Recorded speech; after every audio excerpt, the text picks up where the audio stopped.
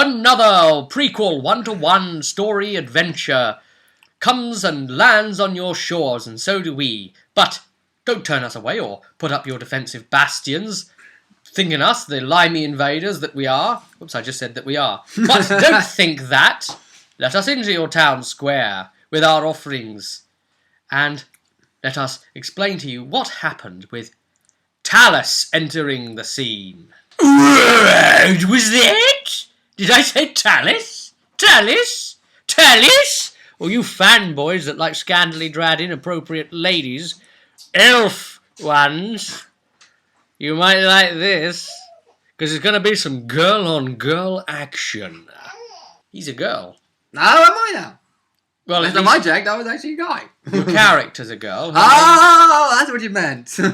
Amelia Soranos. Yeah, we were kind of playing with this and saying how it could be Soranus. Talis, if you don't know who she is, she's an assassin elf, part of the Qunari. You can follow her story in DLC, so that means downloadable content for the Dragon Age Origins 2 game, Mark of the Assassin. And for those who have been paying attention to the Machinima thing, they did a Dragon Age 1 with her as the main character.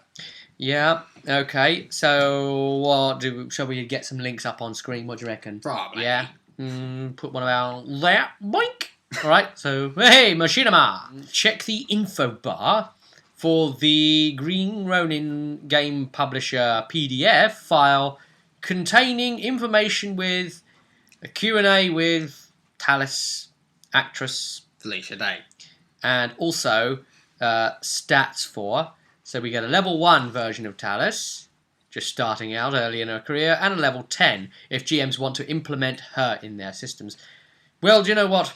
I didn't really want to do that too much, but I thought, on the vein of the player recap prequel things, we give Amelia another go. See, Amelia's already had one, but we thought, you know, you can't do too many of these things. The more history you build up, the more confident that player feels coming to the table. And wouldn't you say that that's correct? Oh, yeah. I mean... About who you are, your identity. Oh, yeah, most definitely. Especially if someone doesn't really have too much of an idea of what their character's like, then doing more than one with them is a very good way to help them build that character some more. She's younger than she would have normally been, maybe about 15, 16 years old, Amelia. Yep. She's still training with the Templars, out on the reservation. Now, there's a bit of woodland out that way. She's out there too, but Amelia doesn't know that Tallis is out there, and we'll get over to why soon. But, now over to Amelia. She's at a training reservation there, and she snuck out at night. And what would make a young girl like that sneak out at night, disobeying her orders? A local boy in the area. She's due to meet up with him in the tree-infested area. Some people call those woods. Those infested trees.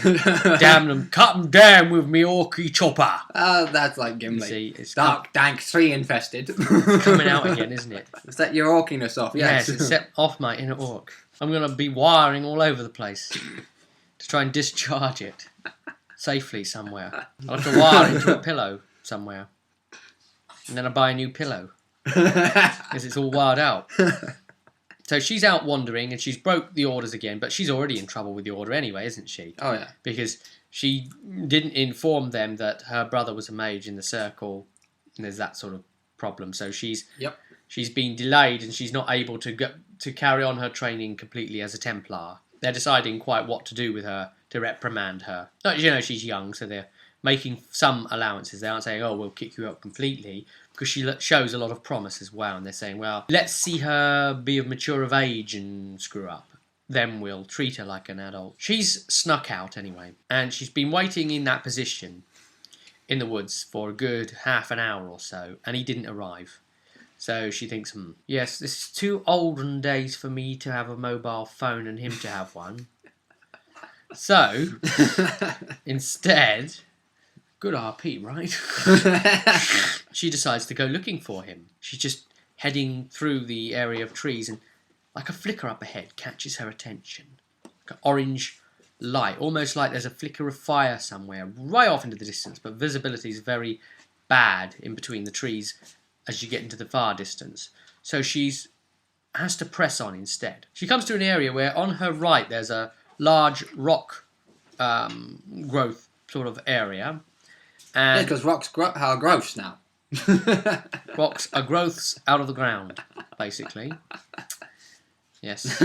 You see, I think in a very elder races way, don't I? It just so happens that the elder race happens to be orcs.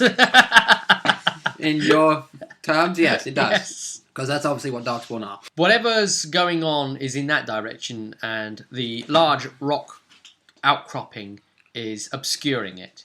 But there is a little stream that's running across the way horizontally, and behind the rock further on past it. That is where the light from whatever fire is burning and is chanting of voices, by the way, that's catching on the water and slightly in a place where it raises, and so that's glinting off and catching one's eye even from a distance away.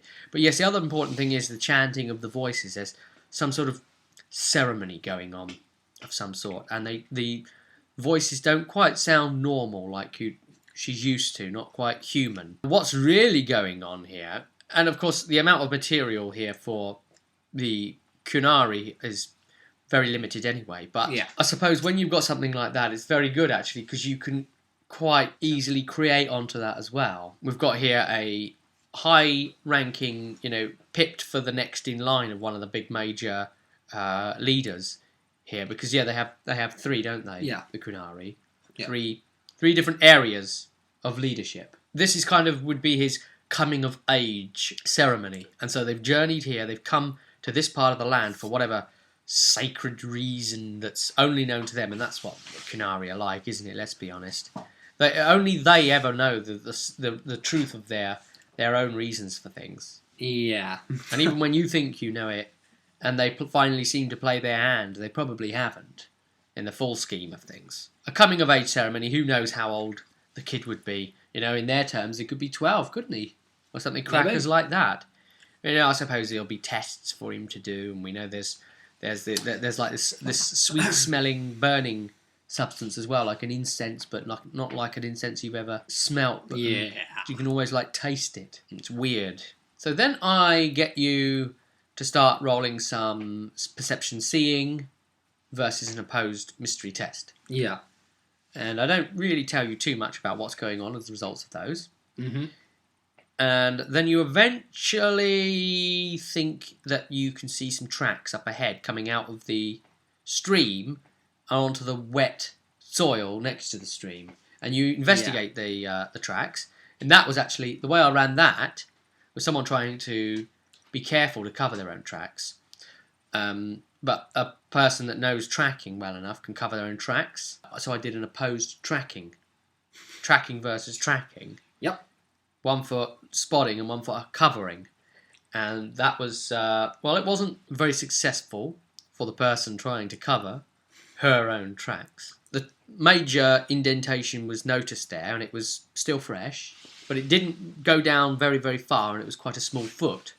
So Amelia is instantly suspicious, and she looks, and she spots that there's another one that disappears just before the rock structure and heads up onto it. And then when she looks up, she can see a bit of fresh wet dirt on the mud structure too, as if someone's leapt up onto it, really.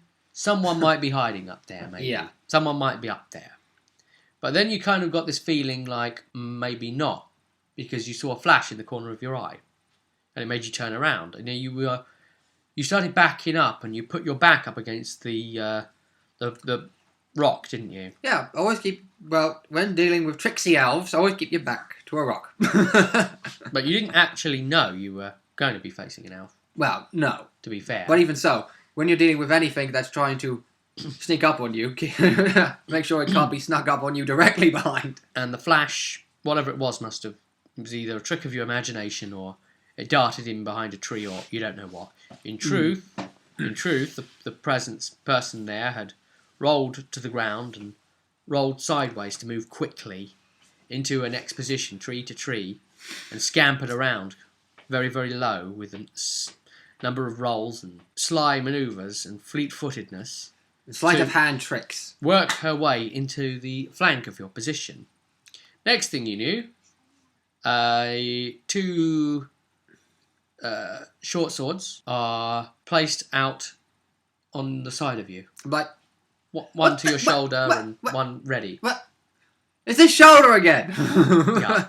It's the shoulder I took 2 arrows in the last one. It's Tallis. And this little conversation takes place. It was an interesting conversation. Yeah. And she was trying to say, well, look, why are you even here? And Amelia explains and says, well, if he's come through this way, the other way, then he might well be dead anyway. You don't want to be seeing what's going on up there, because if you see that, they will all kill you, quite frankly. And what is going on is obviously the ceremony. Now, Talis is part of the Qunari people. Tallis is actually a Qunari given name, which means to solve. So, an assassin. But she's got her own temperament on. Yeah. She won't kill needlessly, will she? No. She's on her own mission. She's not just on guard duty. There is a mission. But unfortunately, Amelia turning up like this has kind of screwed it all up. Yeah. And remember, this is her early career type of days as well, so tries not to give too much away. They kind of speak and get along a little bit, don't they? Oh, yeah. And she says, well, look, I'm trying to complete a mission right here.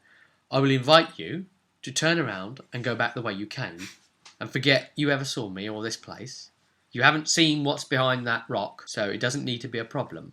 I assure you we'll be gone by the morning. And you were like, well, yeah, I could just tell the Templars though and they'll all come up here. And she said, yes, but then there would be unnecessary bloodshed, wouldn't there? Because your Templars would more than likely die. And even if they didn't, they'd lose vast numbers. Yeah. She said, do you really want that to be on your conscience? When we can be gone by morning. Just turn around and go. But Amelia was stuck to her guns. That, and she's got some, because she's not truly noble in the sense that most nobles are, but she still has a bit of a noble upbringing. So she doesn't take too kindly to an elf telling her what to do. She digs her heels in a bit and says, no, but I need to find the guy that I'm trying to find, and that's that. Yeah. I need to find out what happened. You're not going to dissuade me. Oh, dear. So she's like, well, look, you're now wasting my time. My mission objective is about to come about. You will either turn around or I will have to dispatch you. And you absolutely outright refuse to turn around. So she takes a step back. She could have run you through. Oh, yeah. She takes a step back and tells you to defend yourself. Mm-hmm. Now, isn't that interesting? Oh, yeah. It's not often you get someone to actually tell you to defend yourself. Yeah. Well, again, you see, if it's going to be proper Japanese anime, then I come for your life. Now draw your sword, so we can have an epic battle that will take 5 episodes. Hey, that was my line. At this rate. Tallis went first because she's got talented She's focus talented, initiative. Focus initiative. That's right. So, +2 to the roll for that. I think she just beat me by 1. So if she didn't have that, I would have actually gone first. She was going in for a number of attacks, but she wasn't able to really get in with those short swords, was she? Do much to you at all.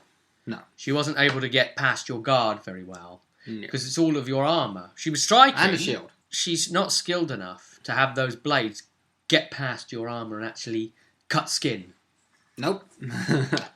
But I took some minor damage here and there. yes, a few grazes and the odd little bit. Exerting myself to dodge and so forth. Scratches and things.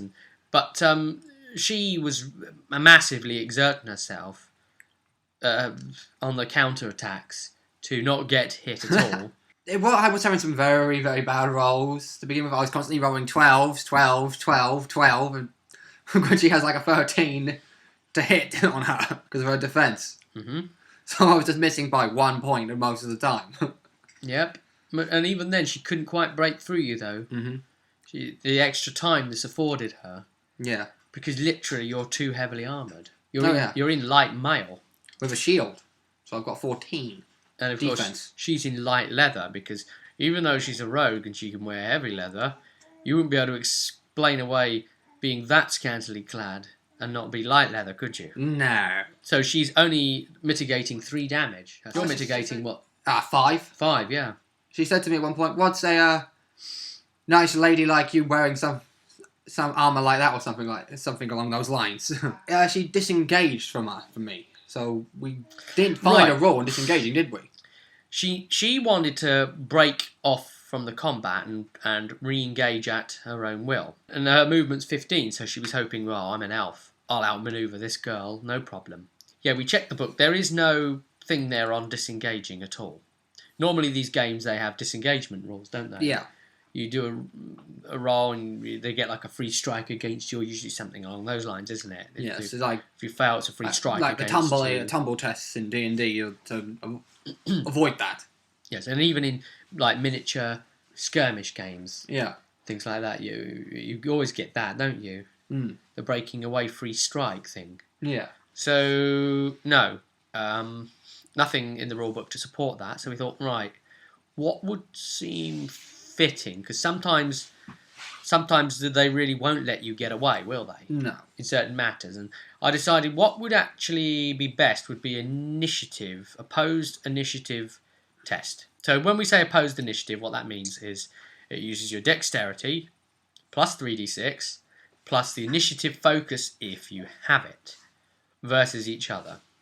Yep. Now, in some of these opposed rolls you did, they were actually a draw, and it came down to the dragon die to decide in some cases. Because that's what it moves to next. If someone has a focus and the other one doesn't have the focus, then the focus gets it, and this sort of thing. She won the opposed test there to break away.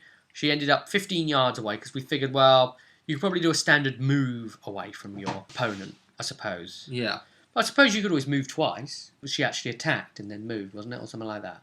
I think it was something like that, yes. Yeah. So she didn't have enough to move again anyway. So she disengaged, and that was her 15 yards away. Now, you have a movement of 10. Because of your armour, it puts you at that. Yep, and a charge of 5. So, you do the maths, everybody. You ended up managing to re-engage her with a charge. And on this, I ended up with a 6 dragon die stunt points. Yeah, so that was quite a bad idea on her part to try and pull away from you like that. So you spent one of them on a mighty blow, adding extra damage, another one on reducing her armour. Yep. And finally, I disarmed her. You knocked one of her weapons flying, so she then had to pull a blade out, a dagger. She was trying to dual wield, right? But it's stupid because she doesn't even have the dual wield talent. Yeah. So she's not getting the benefits of +1 attack or defense. At level 10, she's got the dual wield talent, but she's too new. Yeah. These are early days for Tallis. So then she did try and disengaging you again one last time, but a different approach.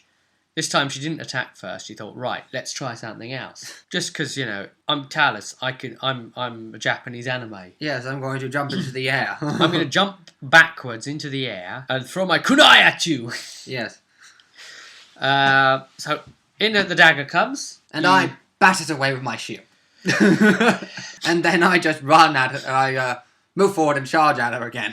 So she really couldn't do a lot, could she? One of my lines was I've trained to run in armour heavier than this. I might have been slower than her, but I could definitely keep up. I suppose her comeback line would be, I'm trained to kill them before they can run. Or in this case, training. You finally get the better of her. Yeah. And you pull a killing blow because obviously he can't kill Tallis, can he? No, I can't do that. He's got to be around in about 10 years to help Hawk out. It's not like we can do a server reset, is it? It's not like there's an instance lockout.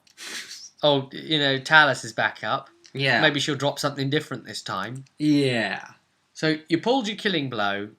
You left her on one health instead of 0 health, even though it would have been 0 health. Oh, yeah. You had your blade at her throat.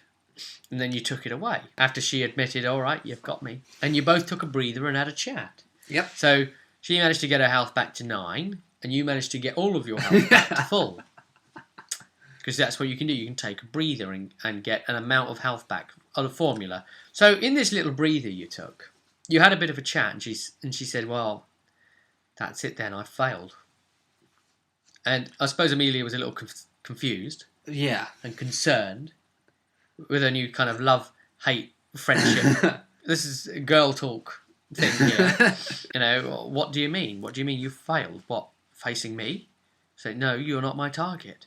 You're not my objective tonight. And you were like, yeah, well, I'm glad about that because you probably wouldn't have shown me the good grace that you did. Yeah. You would have probably attacked me How at do the you- worst possible moment. Mm-hmm. She got round to explaining that her mission was to actually kill one of the Qunari traitors, Tal-Vashoth, set by good intelligence to run into the camp very, very soon, where the ceremony is taking place for the young one, and to try and assassinate him. I can tell you that this Tal-Vashoth is a spearmaster. It's thought that he's probably going to try a throwing spear kill on the young would-be successor next in line, the protege. She's here to stop him. She's waiting on the outskirts, on the area that she has decided his approach will come from. She's worked it all out. She's done the groundwork, and she's worked out where he needs to come from. She's been waiting there, and Amelia's ruined it. Yeah. She's like, well, look, I'm knackered now. I don't have it in me to stop him. He's going to kill me before I can stop him. And I'm like... He might be approaching already. And I'm like... You're about to ask me to do it, aren't you? No one else that really can now. And now I'm in a predicament. I either go back and let this happen, Mm-hmm. or I can stay and assist and get in more trouble anyway. I'm already in trouble for being out here, so what's a little bit more? So, he had a choice of 2 routes he can take, and either one he wants to take is fine, because that is how Dragon Age works. You make a decision, it has an outcome, and that's that. You decided, yeah, alright, I'll help. And That would be the noble thing to do. to see what happened. When Amelia said, alright, I'll take Tallis' place and try and stop the assassination, but Tallis can kind of maybe help me, then tune in to the next video. It will be annotated on screen. Click it now to see part 2. Thanks for tuning in up to now. Let's find out more about Amelia's adventure. And by the way, at time of recording, we haven't actually run it yet. How cool's that? We are due to run it now and then record about it. So we don't know. We don't know how successful it was. Oh, don't. So we'll all find out together. Yay! See ya.